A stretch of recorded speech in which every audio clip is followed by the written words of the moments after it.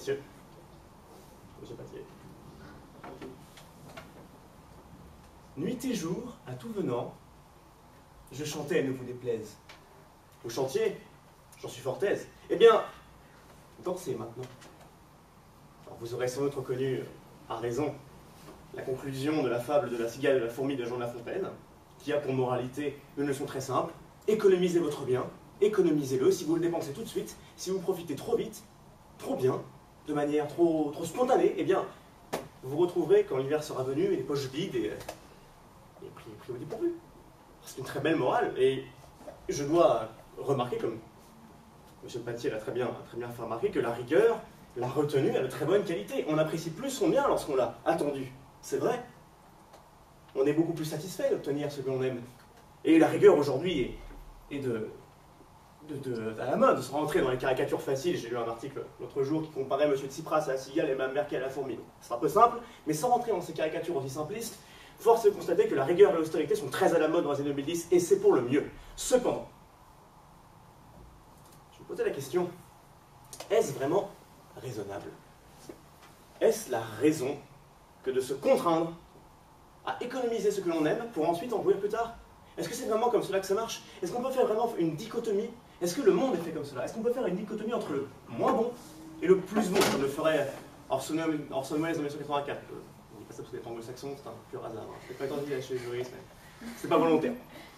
J'aime beaucoup Orson Welles. Donc, peut-on vraiment faire ces dichotomies, cette espèce de manichéisme entre le moins bon et le plus bon, et on prendrait le moins bon pour finir avec le plus bon plus tard? Non, c'est beaucoup trop simple. C'est simpliste, ce n'est pas la réalité. Le monde n'est pas fait comme cela. C'est comme si en hiver, nous avions tous les jours de la pluie et de la neige, et on n'était que du soleil. Non. Le monde n'est pas créé de cette manière. Il n'y a pas que du bien et du mauvais. Le monde est complexe. Il est, comment dire, le bien et le mal sont ce qui est bien et ce qui est moins bien. Le meilleur et le moins meilleur sont liés. Et on ne peut pas vraiment les séparer. Et vouloir absolument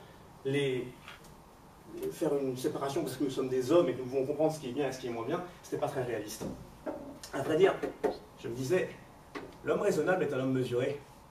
Et mesure prend tout son sens. On ne cherche pas l'excès, on ne cherche pas l'excès de déplaisir pour ensuite avoir un excès de plaisir un peu plus tard, ça ne marche pas comme ça. Non, l'homme mesuré prend les choses comme elles viennent.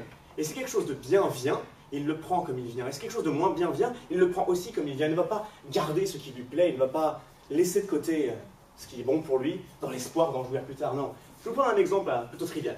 J'adore la sauce béchamel. Mais je déteste les endives. Et quand j'étais petit, ma mère adorait faire les endives à la béchamel. Alors comment je fais? Alors j'avais le choix entre mon couteau et séparer la béchamel des endives. Manger les endives, puis finir sur la béchamel. C'était une stratégie comme une autre.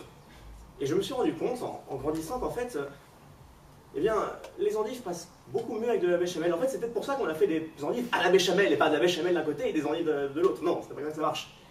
En fait, à vouloir trop séparer, à vouloir garder le meilleur pour la fin, on accentue ce qui est moins bien, et on prive de saveur et de qualité ce qui est meilleur, ce qui est bon.